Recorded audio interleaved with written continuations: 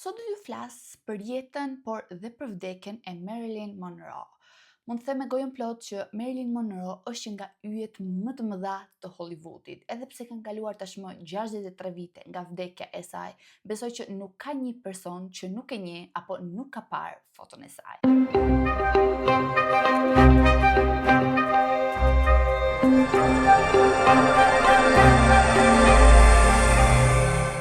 Përshëndetje gjithëve dhe mirë se erdhët në kanalin tim. Për gjithë ju që s'më njihni, unë jam Lori dhe si gjithmonë do të jem këtu me ju për t'ju treguar një histori të vërtet krimi.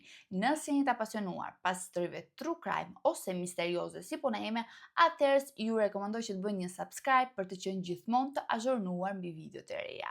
Ju kujtoj që qëllimi i këtij kanali është informativ dhe jo gjykues ndaj personave që marrin pjesë në këtë histori. Marilyn Monroe, që në fakt emri i saj i vërtet është Norma Jean Mortensen, lindi në 1 qershor të vitit 1926 në Los Angeles.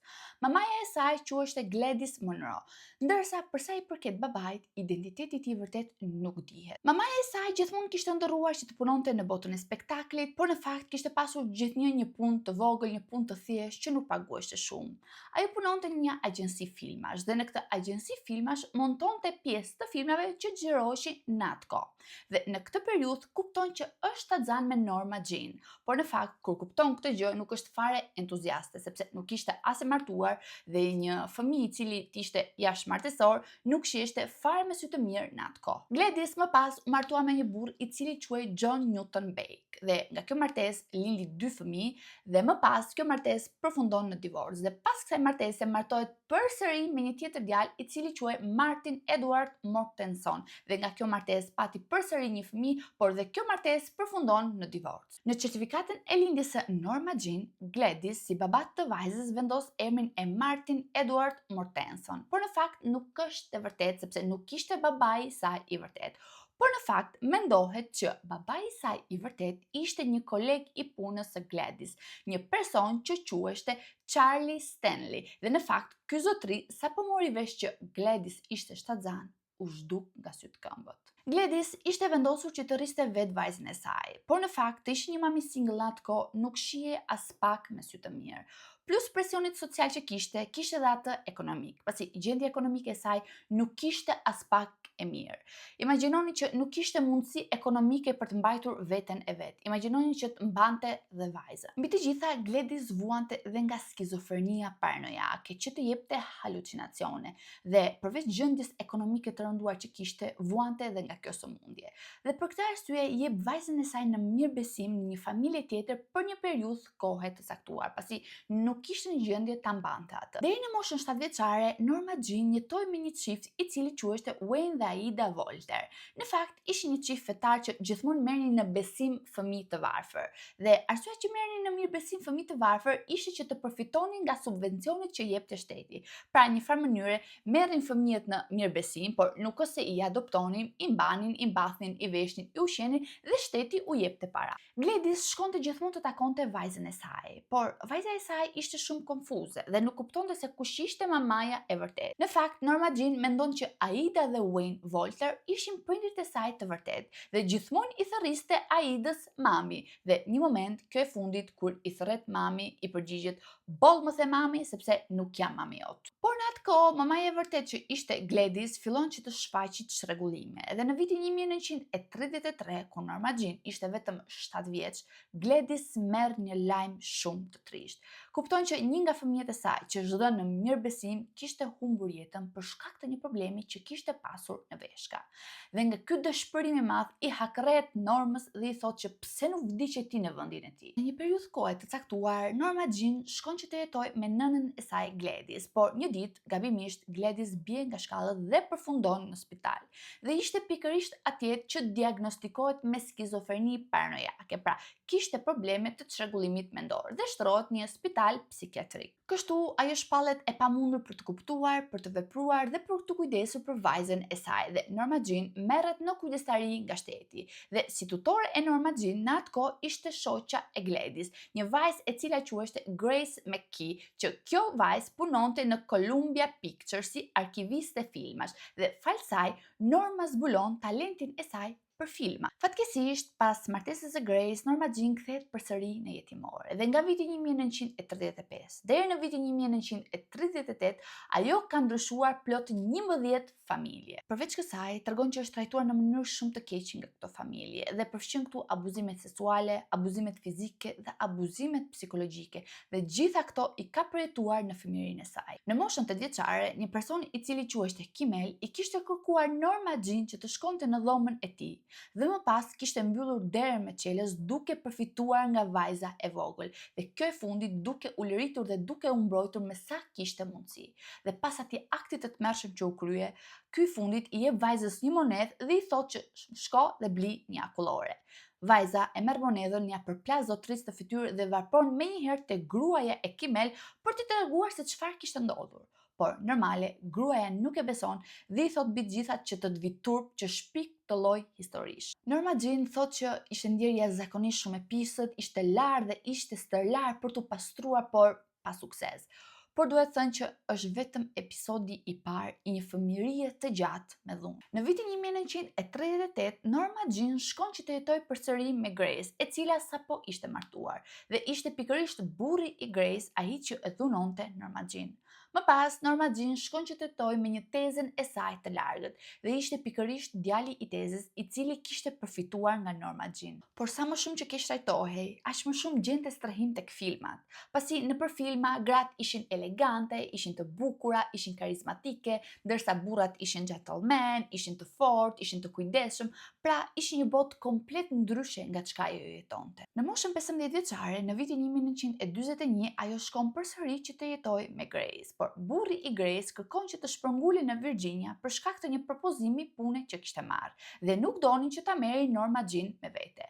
Por që Norma Jean të mos përfundonte në jetimore, u lind ideja geniale që ta martojnë. Dhe martojnë me një fshinjin e tyre i cili quheshte James Doherty. Në fakt, kur ja propozuan James Doherty këtë gjë, ishte paksa ngurrues, por më pas pranon.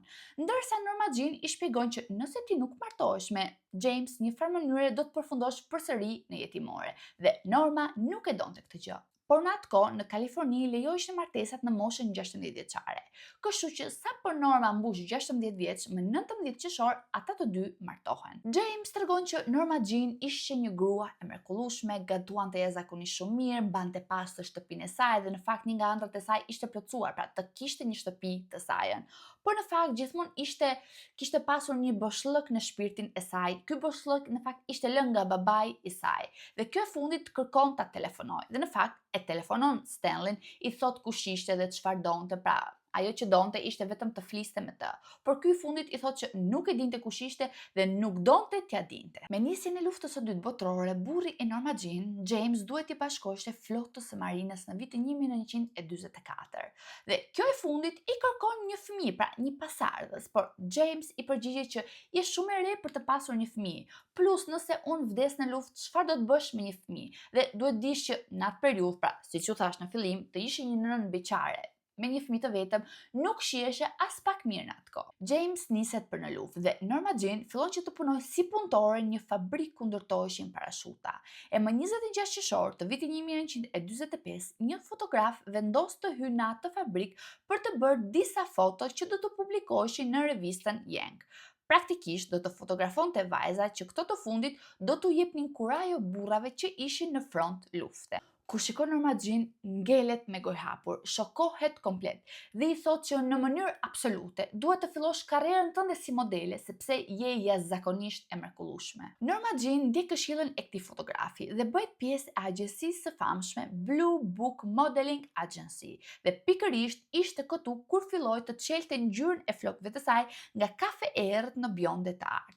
Por burri i saj në fakt nuk e dinte që gruaja e tij po bënte modelen dhe rastësisht e zbulon kur një nga ushtarët po shikonte kopertinën e një reviste dhe afrohet me vëmendje për të parë akoma më shumë dhe kur shikon që në kopertinën e kësaj reviste ndodheshte pikërisht gruaja e tij. James i shkruan Normës letra dhe i thotë që të hiqte dorë nga kjo karrierë, por kjo e fundit i përgjigjet që as nuk bëhet fjalë dhe dëshironte të kishte një karrierë si modele dhe si aktore. Dhe në vitin 1946, kur James kthehet nga lufta, ajo i kërkon divorcin dhe i thotë që mbi të gjitha kishte ndërruar emrin dhe që tani quheshte Marilyn Monroe. Ben Leon ishte një regjisor i 20th Century Fox dhe ishte pikërisht ai që zgjodhi këtë emër për Norman. Dhe ishte momenti kur doli në pam Marilyn Monroe dhe ky emër do të thoshte fillimin e një jete të re. Ajo ishte 20 vjeç, ishte një grua single dhe ishte gati të përqendrohej tek vetja dhe karriera e saj. Kontrata e saj e parë ishte me Century Fox, por në fakt nuk se shkon shumë mirë, sepse i jepeshin pjesë të vogla për në film dhe kur vinte momenti që këto pjesë montoheshin, pjesët që ishte Marilyn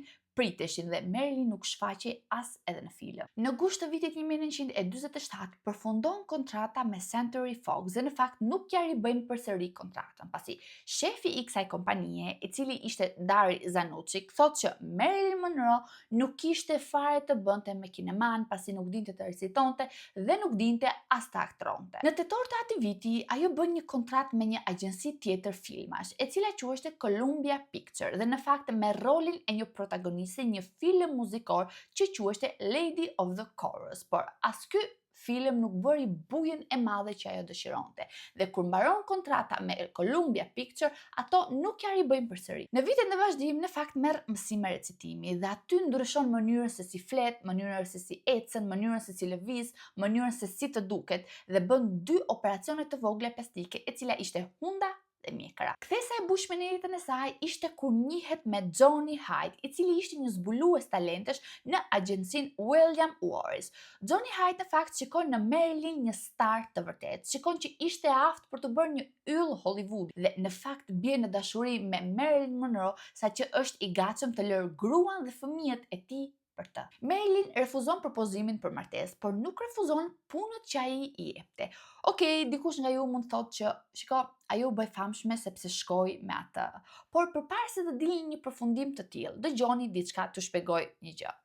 Hollywoodi në atë kohë duhet thënë që ta shpifte në kuptimin më të plot të fjalës, sepse të ishe një femër dhe të doje të bëje karrierë në Hollywood, duhet patjetër që të shkoje me dikë. Sepse të gjithë producentët e asaj kohe ishin burra dhe ishin shumë të fuqishëm dhe gruaja në atë kohë trajtohej si një qenie inferiore, një qenie pa vlerë, që nëse dëshiroi të kishte një karrierë në Hollywood, duhet të kishte autorizimin e të gjithë burrave më të pushtetshëm. Dhe gjithë këto burra në fakt ishin producentë në atë kohë. Dhe në fakt këto persona mbanin një fletore dhe në atë fletore shkruanin emrat e atyre vajzave me të cilat mund të shkonin në shtrat dhe me të cilat nuk mund të shkonin në shtrat, dhe imagjinoni se sa vajza i kalonin këto casting. Një farë mënyre ai e fut Marilyn në role shumë të rëndësishme në filmat si All About Eva dhe Asphalt Jungle, dhe ky ishte momenti ku në fakt ajo bie në sy dhe firmos kontratën për 7 vite me Century Fox. Ju kujtoj që në fillim nuk ja rinovuan kontratën sepse thonin që nuk ishte e prerë për kineman, por në fakt ishte vetëm fillimi dhe ajo akoma nuk mund të paguante qiran e shtëpisë së saj. Dhe në vitin 1949 kontaktohet nga një fotograf ku ky i fundit i propozon që të bënte disa foto nudo për të për një kalendar që ai do të bënte. Dhe në fakt kjo e fundit pranon dhe paguhet plot $50, që në atë kohë vlenin jashtëzakonisht shumë. Dhe kjo shumë në fakt ishte e mjaftueshme për të paguar qiran e shtëpisë së saj. Marilyn në atë kohë nuk se kishte një famë të madhe, nuk se njihej nga të gjithë dhe mendonte që këto foto një farë mënyre nuk se do të viheshin re.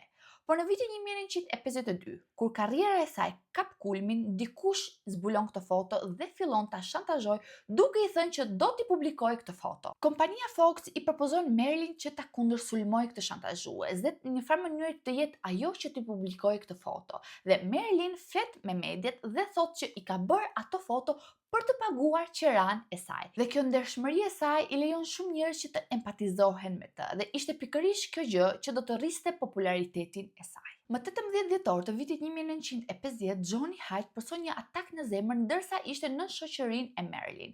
Në fakt, Marilyn e përjeton jashtëzakonisht shumë keq këtë gjë, sepse ata të dy në një farë mënyre kishin një lloj marrëdhënie, edhe pse Marilyn nuk kishte pranuar të martoheshte me të, por kishte deklaruar që kishte rënë në dashuri me Johnny. Johnny, përpara se të vdiste, kishte lënë me shkrim që Marilyn do të trajtoheshte si një pjesëtare e familjes, por gjëja e parë që bën gruaja e Johnnyt është të përzor Marilyn nga shtëpia.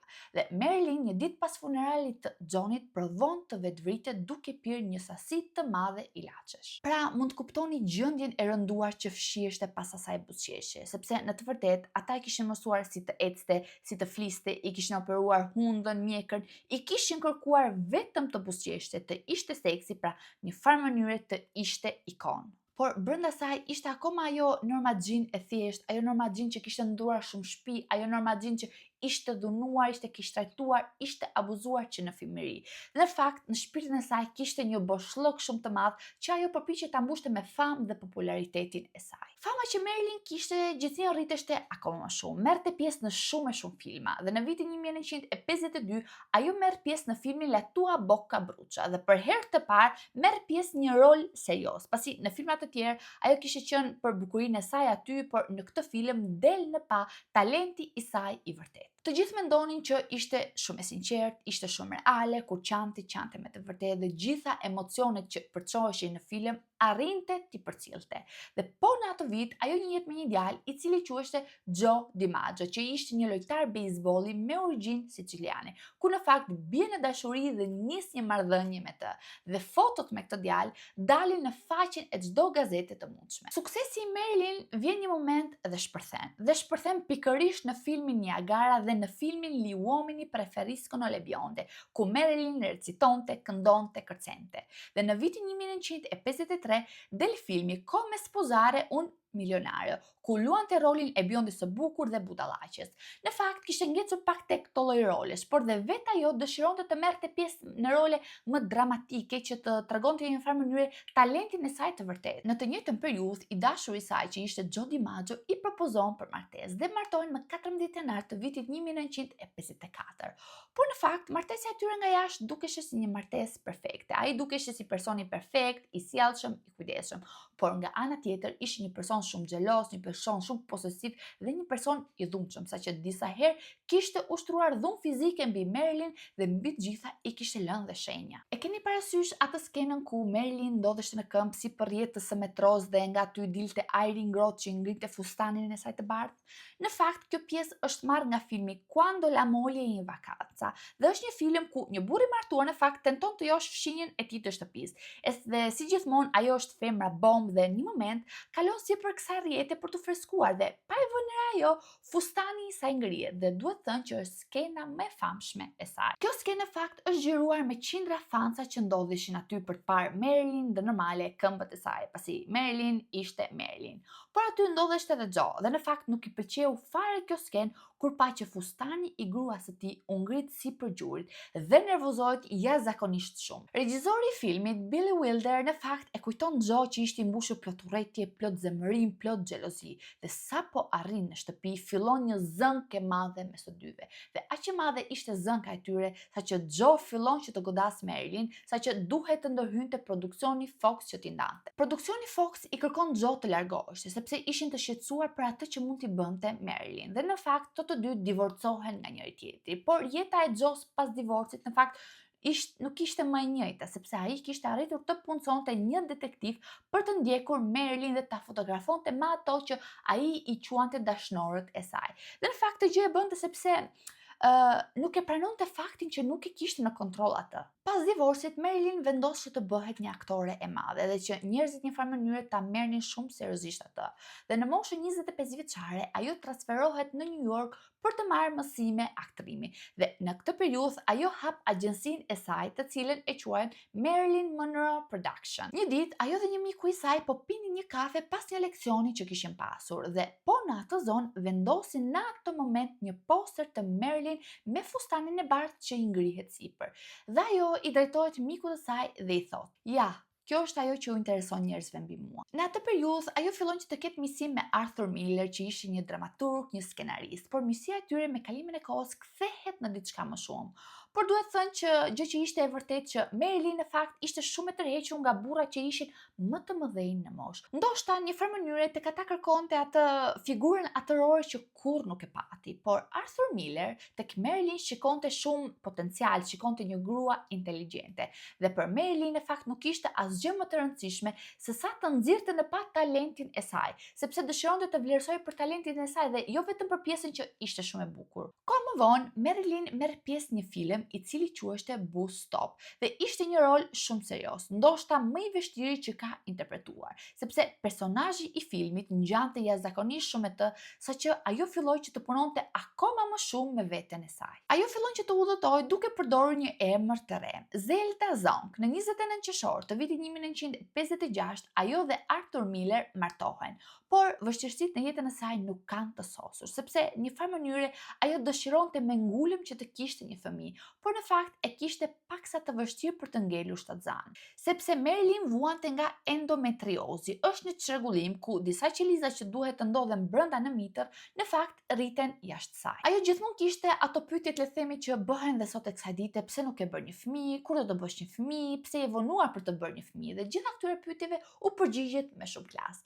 Por në fakt, ajo arrin të mbetet shtatzan me Arthur Miller, por fatkeqësisht ndodh një abort spontan dhe në fakt nuk ishte i vetmi. Për shkak të sëmundjes së saj, ajo shpesh duhet të zgjidhte në mes që ose të abortonte ose jo, sepse nëse nuk abortonte, shanset që ajo të mbetej gjallë gjatë procesit të lindjes ishin pothuajse zero. Por në vitet e fundit të jetës, disa nga abortet e saj janë bërë edhe për shkak të varësisë që ajo kishte, gjë që do të flas pak më vonë. Por fatkeqësisht, nga ana tjetër, ajo e fajsonte veten, sepse sipas saj, fakti që kishte qenë shumë aktive nga ana seksuale, fakti që kishte pas shumë të dashur, kjo gjë e penalizonte atë. Në fakt e përkeqëson akoma më shumë shëndetin e saj mendor, sepse fillon që të marrë një sasi shumë të madhe ilaçesh, fillon që të përdor drogën dhe sa më shumë që koha kalon, aq më shumë ajo përkeqësohet. Ishte një depresion të vërtetë dhe shumë e varur nga ilaçet, dhe në filmat që ajo luante, për shembull siç është filmi Someone Like It Hot, ajo shpesh harronte batutat e saj, shpesh vinte vonë në xhirime dhe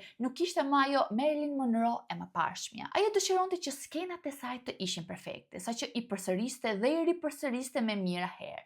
Në fakt, bashkëprotagonisti i saj, që ishte Tony Curtis, thotë që të puthje Marilyn në skenë në atë periudhë ishte sikur të puthje Hitlerin, dhe ishte pikërisht në atë periudhë ku ajo zbulon që ishte përsëri shtatzan, por përsëri e humpa të fëmijë. Kolegët e saj në një farë mënyrë thonin që mënyra se si ajo aktronte ishte fenomenale dhe të gjitha të depresion që ajo kishte e kthente në një art të vërtet. Në vitin 1961, ajo dhe Arthur Miller divorcohen përfundimisht nga njëri tjetri dhe shëndeti i saj mendor, shëndeti fizik, psikologjik kishte rënë aq për tokë saqë shtrohet një spital psikiatrik. Dhe kjo gjë e çon atë në një panik total, sepse po përfundonte si nëna e saj. Në këto momente të vështira, i vetmi person që i rri afër nuk ishte as më shumë dhe as më pak sa Joe DiMaggio, ish bashorti i saj. Në këtë periudhë ajo shkonte bën disa terapi me një psikiatër i cili quheshte Ralph Grinson. Në fakt, ky psikiatër në farë mënyrë dëshironte shumë ta ndihmonte Marilyn, saqë e merr në shtëpinë e tij sepse thotë një farë mënyrë ambienti familjar do të ndikojë shumë pozitivisht. Por ai deklaron që Marilyn vuan nga depresioni dhe mbi të gjitha ajo urrente jashtëzakonisht shumë veten e saj. Dhe mbi të gjitha ishte e bindur që askush nuk e pëlqente dhe nuk e donte atë me të vërtetë. Gjëja që e bënte të vuante më shumë Marilyn ishte braktisja nga babai, sepse ishte gjëja që dëshironte më shumë, pra të gjente babain e saj.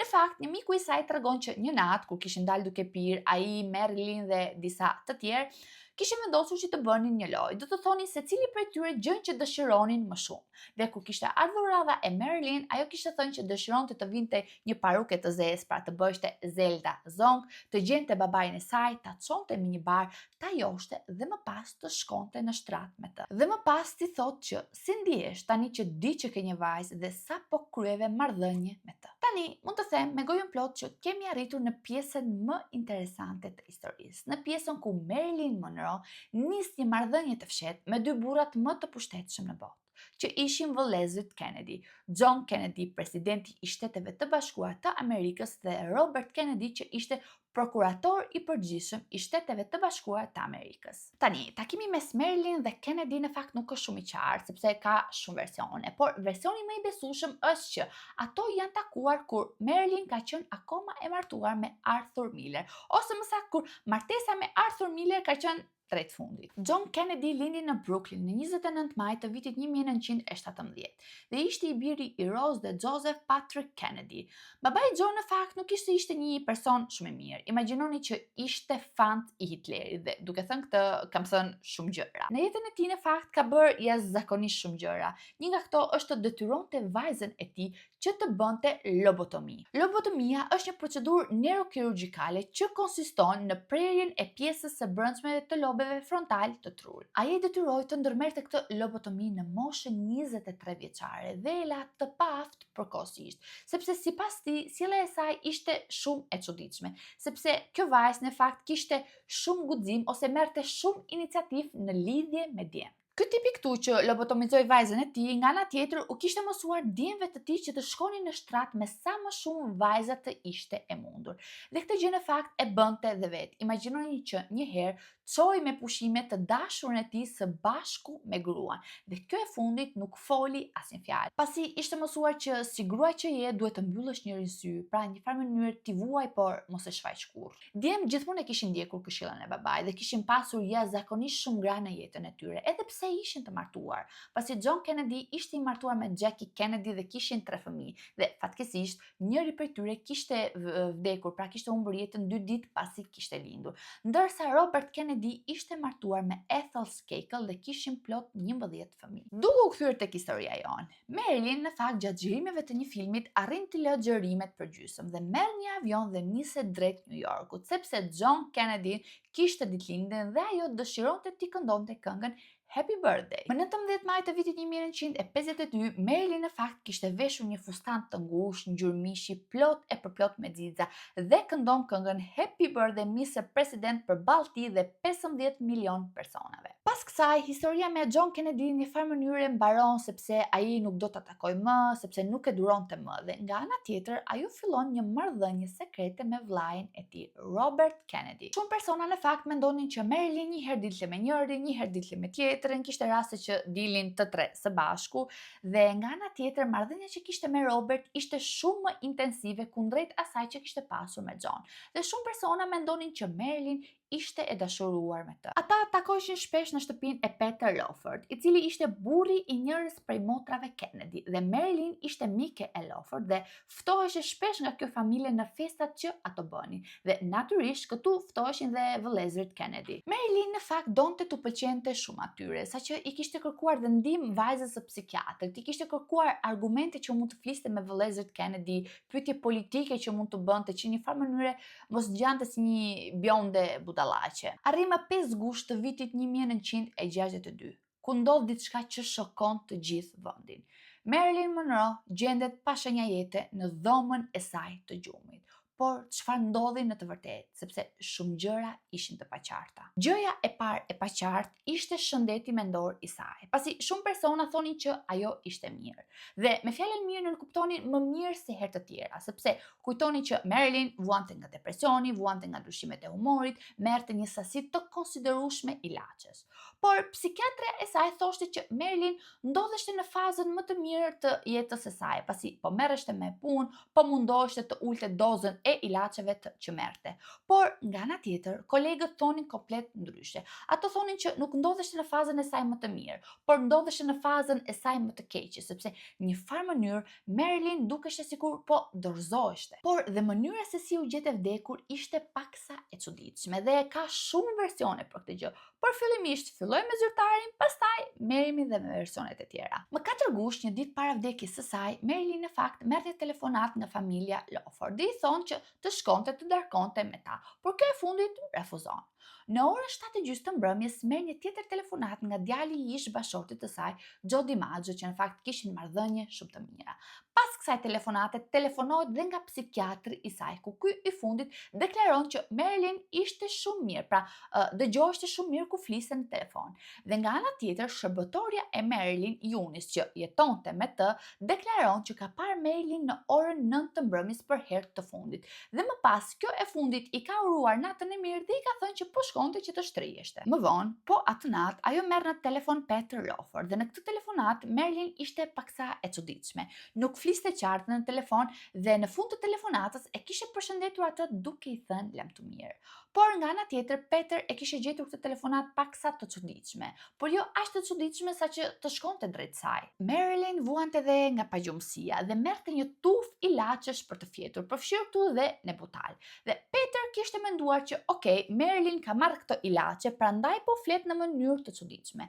Por gjithashtu, nga ana tjetër, ai telefonon avokatin e tij, Mickey Roodin, dhe i thotë që ka marrë një telefonat shumë të çuditshme nga Marilyn Monroe. Rreth orës 10 të darkës, avokati telefonon në shtëpinë e Marilyn dhe në telefon përgjigjet Eunice, pra shërbëtorja e shtëpisë, dhe thotë që gjithçka është në rregull dhe Marilyn është duke fjetur. Rreth orës 3 të mëngjesit, Eunice, pra shërbëtorja, zgjohet dhe vëre që drita e dhomës së gjumit të Marilyn është e ndezur dhe në fakt ajo shkon që ta kontrollojë nëse është mirë. Dhe fillon të tokasi, fillon ta therrasi, por pa përgjigje. Dhe një moment vendos që të hap derën, por kupton që dera ishte e mbyllur me çelës nga brenda. Dhe në këtë moment futet në panik dhe gjëja e parë që bën është të marrë në telefon psikiatrin e Marilyn. Ai thyen xhamin e detarës dhe në këtë mënyrë futet brenda dhe gjen Marilyn të shtrirë në shtrat pa shenja jete, e cila ishte komplet nudo dhe me celularin në dorë. Dhe Dr. Grayson në këtë pikë thot me zë të lartë: e kemi humbur. Dhe në orën 4:25 minuta të mëngjesit telefonon menjëherë një ambulancë. Kur erdhën mjekët, në fakt nuk kishin më çfarë të bënin dhe mbi komunën e saj u gjetën shumë shishe bosh ilaçesh dhe dikush kishte menduar që si ishte mundur që të pish kaq shumë ilaçe pa ujë. Por gjatë kontrollit që u bën në dhomën e saj, në banjo u gjet një gotë ujë. Dhe në fakt kjo gjë çonte në overdose ilaçesh, pra në një farë mënyre vetvrasje. Teoria e mjekut të Marilyn është kjo. Ai thotë që në fakt atë natë duhet të ketë ndodhur diçka shumë e madhe që ajo të ketë marrë një vendim aq të madh. Në fillim ai mendon pra që ajo nuk dëshironte ta bënte, por më pas i kishte marrë këto ilaçe dhe në momentin e parë që ajo kishte kuptuar që kishte marrë jashtëzakonisht shumë ilaçe, tenton të telefonojë Peter, por ky i fundit në fakt nuk kishte arritur ta kuptonte se çfarë kishte Marilyn. Autopsia nga ana tjetër e konfirmon këtë gjë dhe në fakt në gjakun e saj gjenden shumë gjurmë ilaçesh, por në sasi të mëdha dhe veçanërisht gjendet një ilaç i cili quhej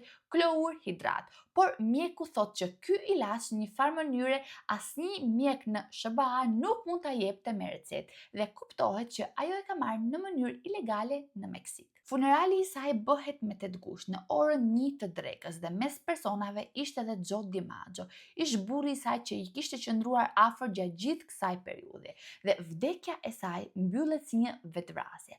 Por dalin teori të reja. Po sikur ajo të mos jetë vetvrarë dhe dikush ta ketë vrarë? Në vitin 1982 rasti rihapet përsëri, sepse dalin e pa shumë teori të reja dhe teoria e parë ishin vëllezërit Kennedy dhe në fakt kjo teori bënte shumë sens. Po për të kuptuar këtë duhet të bëjmë një hap mbrapa dhe duhet të flasim për Jimmy Hoffa. Jimmy Hoffa ishte një sindikalist dhe ishte i përfshirë në mafje dhe ishte një person me shumë pushtet. Në atë kohë ato kishin pasur një zënk me Robert dhe urrëshin jashtëzakonisht me njëri tjetrin për 1001 arsye. Në fakt Jimmy ishte shprehur se do hakmerreshe kundrejt Robert dhe për ta bërë këtë do të përdorte Marilyn dhe lidhjen sekrete që ato kishin. Ai i kishte kërkuar Fred Otash, një detektivi që të mbushte shtëpinë e Peter Lawford me insekte. Dhe këto insekte në fakt plasin edhe në shtëpinë e Marilyn. Por nga ana tjetër, këto insekte regjistronin çdo takim, regjistronin çdo telefonat që Marilyn bënte me Robert. Fal këtyre regjistrimeve doli në dritë që personi i fundit që kishte parë Marilyn dhe kishte folur me Marilyn ishte pikërisht Robert Kennedy. Dhe fal këtyre regjistrimeve kuptohet që Robert kishte shkuar në shtëpinë e Marilyn dhe kishin pasur një diskutim me njëri tjetrin. Dhe në diskutim e sipër, Marilyn i kishte thënë që ishte shumë e lodhur me të dhe nuk donte më që ta trajtonte si një cop mishi. Fred Otash thot që në ato regjistrime ka dëgjuar Robert Kennedy duke i mbyllur me forcë gojën Marilyn duke përdorur dorën apo një jastëk, derisa ajo u qetësua dhe më pas iku. Një teori tjetër ishte se FBI-ja kishte hapur një dosje mbi Marilyn Monroe. pasi mendonin që Marilyn Monroe bënte pjesë në mënyrë sekrete në Partinë Komuniste. Duhet të marrim parasysh që në atë kohë SBA-ja ishte e angazhuar në luftën e ftohtë kundër Bashkimit Sovjetik dhe në një farë mënyre Partia Komuniste shihej si një rrezik i madh. Dhe nga ana tjetër FBI-ja mendonte që Marilyn bënte pjesë në Partinë Komuniste sepse ish burri i saj, që ishte Arthur Miller, mendoheshte që ishte pjesëtar i Partisë Komuniste. Marilyn shpesh shoqërohej me burra të huaj që i përkisnin Partisë Komuniste dhe nga ana tjetër shoqërohej me vëllezërit Kennedy dhe ishte diçka që të bëje të dyshonte. Dhe imagjinoni që në një darkë në familjen Lawford, ku ishte Kennedy, ishte ftuar dhe Marilyn, Kennedyt po flisnin për testet në lidhje me bombat atomike. Dhe Marilyn nga ana tjetër kishte reaguar në atë lloj mënyre sikur të mbronte Partinë Komuniste, pra sikur të ishte me Partinë e Maj. Dhe për këtë arsye vëllezërit Kennedy nga ana tjetër i kishin thënë që nuk donin të bënin më me të. Dhe ajo nuk e kishte pritur fare mirë këtë gjë. Por her pas here Robert bëheshte i gjallë për të shkuar në shtrat me të. Dhe për këtë arsye në fakt ose kjo gjë shpjegon zënkën që ato kishin pasur. Anthony Summer ishte një gazetar dhe kishte mbledhur të gjitha intervistat që kishin të bënin me kasetat e famshme që u bën publike, le të themi, në një dokumentar në Netflix, që besoj edhe sot e kësaj dite është akoma atje, nuk jam e sigurt, dhe nga këto kaseta zbuluan që gjërat kishin shkuar paksa ndryshe nga versioni zyrtar që u bë publik. Summers interviston gruan e një zyrtari të shtypit që në atë kohë ishte Arthur Jacob. Gruaja kujton që natën ku Marilyn vdiq, ajo dhe burri i saj ndodheshin në një koncert. Rreth orës 10 të mbrëmjes, një punonjës i kishte thënë Arthur që dikush kërkon të flas në telefon me ty. Personi që ndodheshte në telefon mendohej që të ishte psikiatri i Marilyn dhe ai thotë që duhet të nxitonte menjëherë në shtëpinë e Marilyn sepse kishte ndodhur diçka shumë e keqe. Dhe gruaja e tij deklaron që në fillim më dërgoi mua në shtëpi dhe më pas rreth orës 11 të mbrëmjes shkoi në shtëpinë e Marilyn. Pra, në versionin zyrtar ishte shërbëtorja ajo që e gjeti Marilyn në orën 3:30 të mëngjesit. Por në fakt nuk është e vërtetë sepse me sa duket dikush tjetër e ka gjetur atë përpara. Arthur shkon në shtëpinë e Marilyn së bashku me Dr. Grinson dhe telefonon menjëherë ambulancën sepse Marilyn ishte akoma gjallë, por në kushte jashtëzakonisht shumë të këqija. Shoferi i ambulancës deklaron që kishte shkuar drejt shtëpisë së Marilyn atë natë. Dhe në fakt ato kishin karikuar Marilyn në ambulancë dhe së bashku me Marilyn ishte edhe Dr. Grinson dhe gjatë transportit për në spital ajo kishte humbur jetën. Dhe të gjithë personat që ndodheshin aty, pra doktori, Arthur, kishin vendosur që ta ridërgonin përsëri Marilyn në shtëpi. Në këtë pikë Marilyn vendoset në krevatin e saj me barkun poshtë dhe i vihet celulari në dorë. Pra në një farë mënyre inskenojnë mënyrën se si u gjet ajo.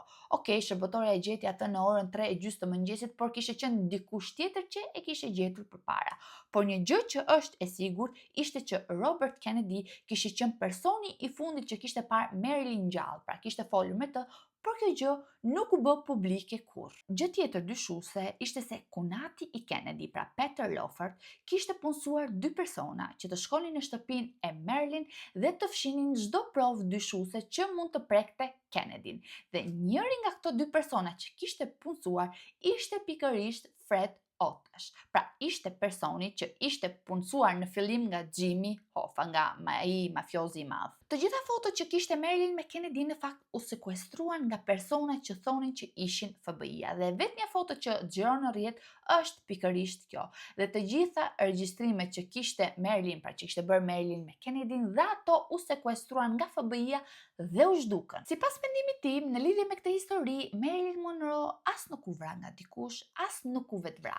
Në fakt, unë mendoj që pas diskutimit që kishte pasur me Robert, ajo ishte shumë e acaruar, shumë e agravuar dhe kishte pirë një sër ilaçes për të humbur mendje nga ajo që kishte ndodhur.